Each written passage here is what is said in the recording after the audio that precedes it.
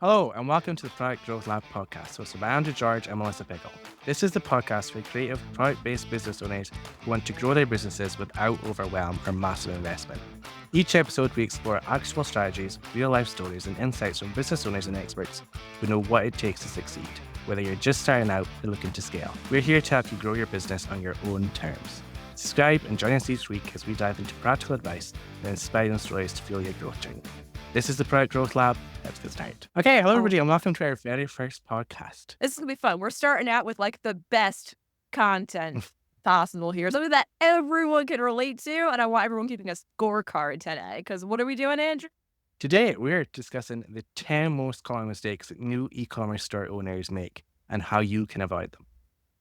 So we definitely want this is like a feedback. Everyone, let us know how many of these mistakes you also made, or if you somehow managed to leap across and avoid these mistakes. Because if you did, you're a genius, and we want to talk to you.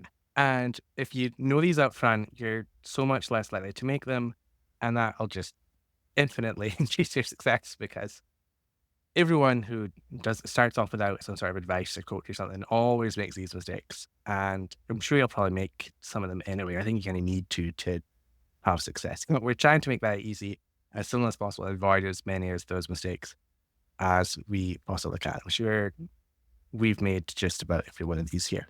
Probably multiple times. Just because you make these mistakes doesn't mean you're a failure, and you might be succeeding in spite of some of these mistakes. The first mistake we come with is not knowing your target audience. It's so crucial to know who you're selling to. It makes marketing your business so much easier. It makes coming up with new product ideas so much easier. When you have this one person or group of people in your head and you go, okay, I want to make this thing. Will they like it? And knowing them deeply enough where you can go, okay, yes, they would, or no, they wouldn't, does make it so much easier. But I think it can take months or years to get there, at least from what I've seen in myself and just everyone else we talk to. So, see, Andrew, what's a way like this mistake has happened in your life? I started off with no clear idea. It was just, oh, I know how to make these things. Let's go ahead and make them. Andrew does embroidery products. Yeah, all personalized stuff. And I do a range of stuff. It's the thing with gifts. The gifts aren't necessarily all for the same person, but it should be the same person that's buying them. So that's where you can kind of expand your target market a little bit there. I started off, my first range of items were kitchen stuff. There was aprons, all-in gloves, all that kind of stuff. And so that just kind of happened to be the target market I started off with. And then it came time to create new products. And I spent a bunch of time and a bunch of money listening to people. And I was like, okay, this is what's trending. This is the color scheme to do. And then went along with this whole thing. And it's the worst sales thing I've ever done.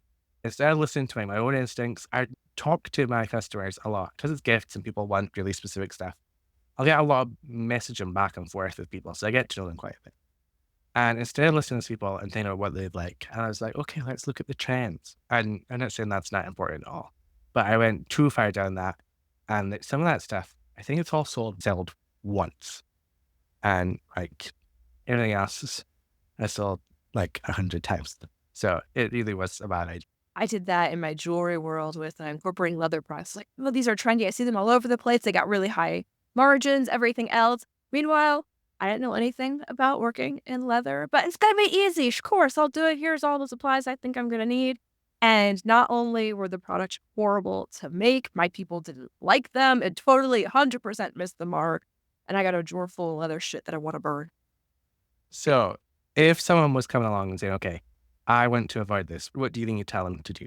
They want to avoid, pick someone. It doesn't, so much time we like in product, especially in the areas that we've been, and let us know if you can. Easiest way to miss this one is pick a market and then figure out what product that market likes. A lot of the people that we've dealt with and us ourselves, they're like, I like making this product because we come from a maker world. And now I'm going to find someone who wants to buy this kind of product. And so that makes it so much harder. But I would say just don't try to agonize at finding the perfect person. Just pick a person and then go all in on what that person, that market would really, really like. And you're going to have such an easier time dealing with it. What do you think of that, Andrew? I think that's a really good idea. What I've normally said to people is pick someone and make those digital products for them. And then you'll realize that there is a group of people who end up buying these products. They're not going to be the ones that you thought they were, but those people end up becoming your target market. You can do like polls and stuff on Facebook and Instagram or through email and kind of ask them questions and just through chatting through them a little bit, you get to know them better. And that's when you go, okay, actually, this person is a little bit different from who I thought they were, but they are. And another really good thing to do is to find a way to chat that out. One thing I did a while ago was I opened up Descript and I just recorded myself talking. I spoke about things I thought I knew. I spoke about specific customers by name, said all these things about them that I knew. And then I took that transcript, copied it into ChatGPT and was like, okay, turn this into a person. And it did. And I've used that document whenever I'm coming up with something or I need to use a prompt in ChatGPT and it helps for it to know your target customer. I can just copy and paste that in. So having that document somewhere that will make running your business infinitely easier.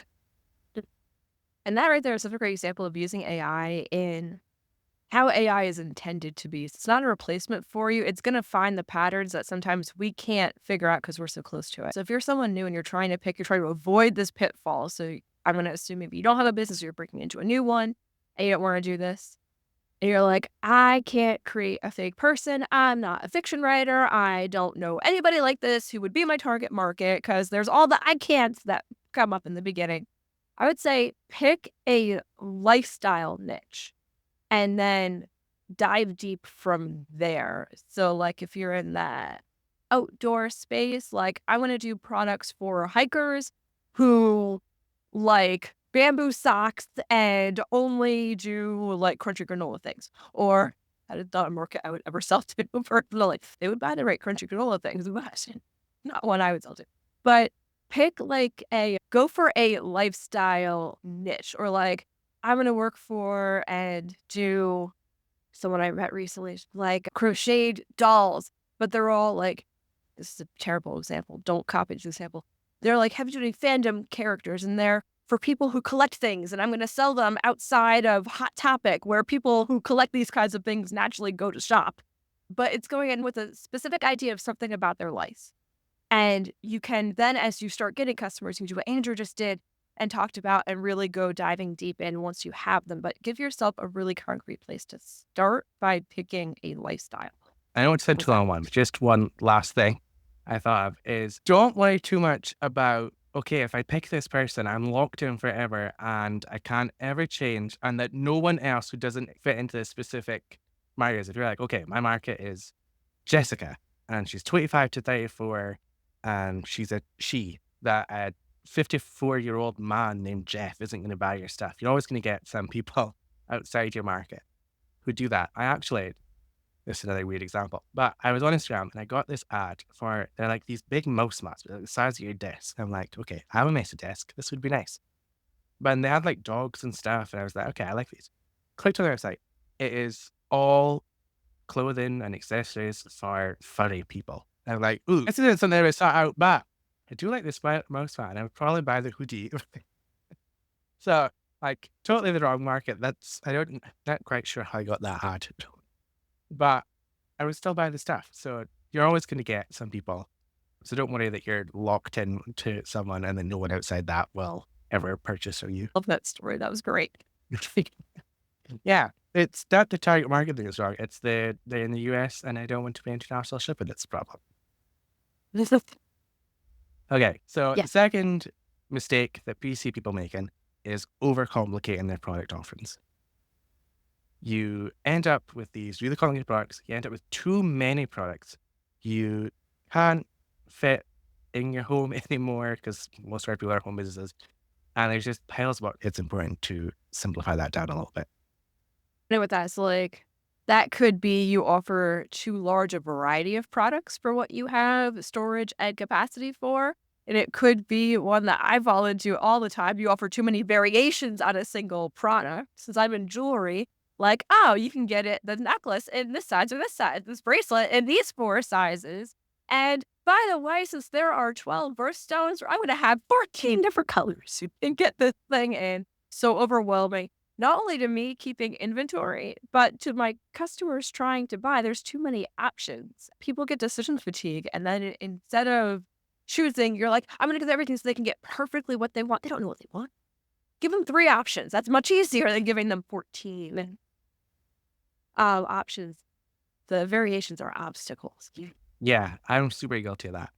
I have things and they come in too many colors, and people always pick the one in the full. They have no imagination. Because I'm embroidering like all this personalization and names and things on, I have thread colors. And it's like I want to give options because not everyone's gonna want blue, someone's gonna want yellow, someone's gonna want orange. The most popular one is gonna be the one in the photo. They're gonna choose the product color that's in the photo and they're gonna choose the thread color that's in the photo. Because they can't imagine it, they Which can't see it. And yeah, and I know there's one product, it's a bestseller, so I'm too scared to change anything. But I have it in royal blue or navy and black, and they're like all the same color. One's bluer than the other, but like they do you don't. want I don't blue, need all blue, three. black, or black? Yeah, I was actually like, because I was ordering clothes from my supplier. I was like, I need a black one, and it's like we have black, pitch black, dark black, coal black. And like, what is the difference? All you have is these silly little color block buttons to choose from, and they're all black. And like, whatever one is black, I didn't vote. Why are these all options? And it leads to that kind of decision fatigue. You can go, what? You know what? I'm not going to bother. I'm not going to order this. I'm gonna I'll go to look the for other listing somewhere. or the other website that just has black instead of 5 different kinds of I Yeah. just It's overcomplicate also, products. I know we wanna give yeah, it decision paralysis for your customers and inventory issues for you. Trying to keep a stock of all these different colors is expensive and it takes up a ton of room. It really benefits no one. I know you're doing it because you think, "Oh, if people need all these options, you want to them choice." But there's no real positive stuff. the only people in the world who are okay having a gazillion different variations of things or a gazillion different products on their sites are ones who are either have someone else fulfilling them or it's print on demand, where it doesn't matter if like 19 out of your 20 designs don't sell. It's all digital and then someone else is making the one that sells anyway. But if you're like a home-based business, like we are, do not do it. Don't do it. Don't do it. Don't do it. Yeah. You know, you have other people filling. Amazon start being like, okay, you're gonna have to pay us up to keep storing this stuff that isn't selling, or we can just throw it out. So But don't you avoid have it. to pay to have it Yeah. returned to you? Yeah. They're like, you can pay for it to be returned to you, or we can just burn it. And no one wants to see that happen to their products. You No. like it's lighting money on site, literally. So Oh. the way on this is to focus on a core set of products. Don't worry about having too much variations. Focus on what sells. And sometimes it's having a bit of a customer base and you can survey them a little bit. Although people tend to not do what they say they'll do. So take that kind of feedback with a Yes. grain of salt. They'd be like, okay, I can't decide between pitch black and jet black. Here are some images, vote for one and just kind of go with it and know that it doesn't really matter. People who want black are just going to choose the black one. It's just the old. Okay, And so, if you think the color combination is ugly, that's the one that's going to sell. oh yeah, always the worst one. People will do crazy things. They'll, I'm too lazy to like this. You'll be able to choose the same from the same thread options on my site. And I'm too lazy to set up every single listing so it excludes the same color as the item. And sometimes people will be like, okay, I've ordered a red apron, I want to see red writing on it. I'm like, what is the point in that? You cannot see it. It's kind of bumpy and shiny there. But again, I like email people and be like, are you sure? Yeah, you'll all do weird stuff. And it's like, okay, I'm gonna buy this in orange and now like green thread. Yeah, people and yeah. To me, orange or green, I can do that. Yeah. I've had some weird things. I get special requests. How about I don't pass judgment on my customers as long as they pay me, I'm happy to do what they want on it. And as long as they enjoy the product when they get it, all good. Yeah. So number 3 is ignoring your website user experience. This is such a massive one. One that we kind of have to beat people over the head with a little bit. Mhm.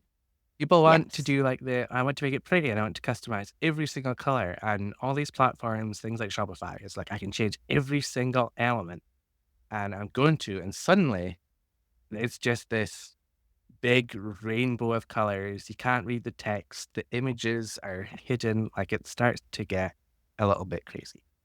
Following It's like a templates. rainbow threw up on the page. Yeah. And this applies in English as well. Like People who think, I'm going to take this Canva template that someone freshly designed, I'm going to change every color and font until it's hideous. Don't do it. Stick to what the person has done.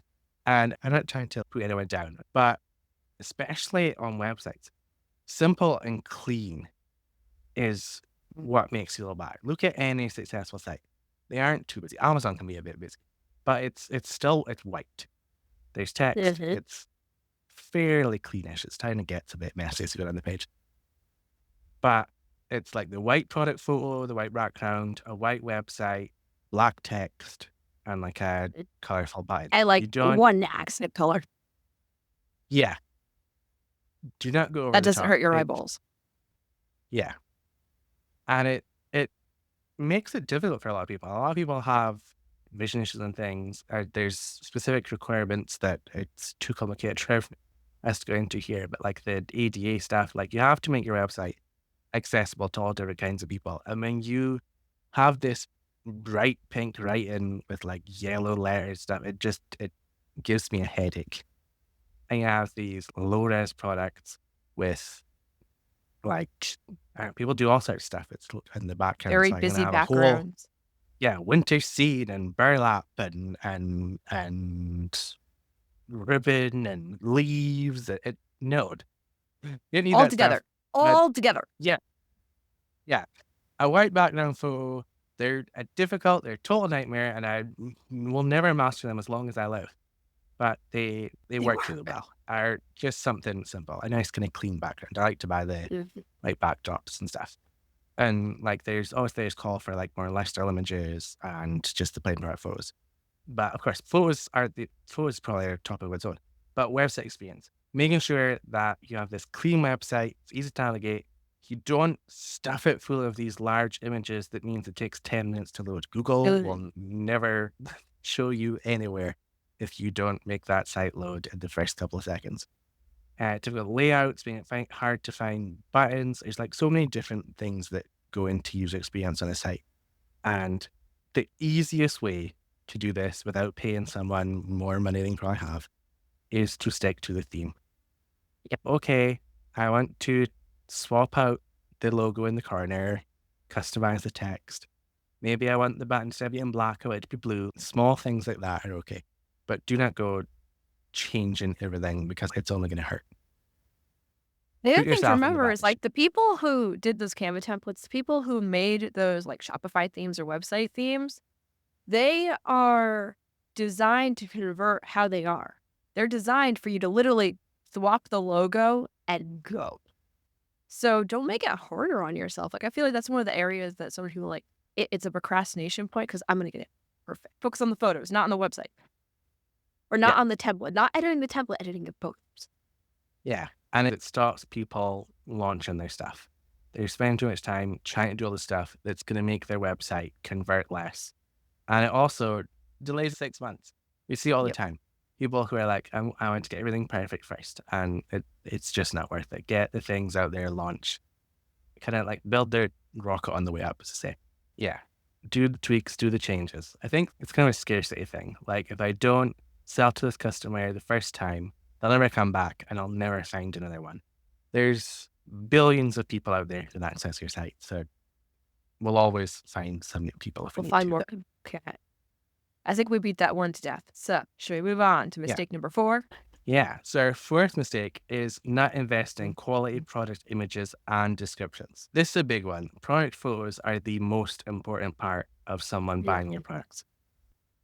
Infinitely more people are going to look at your product photos than look at your description, especially if you're on a Google shopping site or they're on your site. They are on the search page or like the product category or something. They see a list of photos and the names and the price. They don't see your description until they click into it. So your product photos are so much more important. And obviously, again, good descriptions is important, but they both go hand in hand. But product photos is the one I would say you need to focus on first. And both these things are difficult, but there are more and more tools. Since I got started, the things like Canva and like being able to use Photoshop on your phone instead of it being this expensive monthly fee.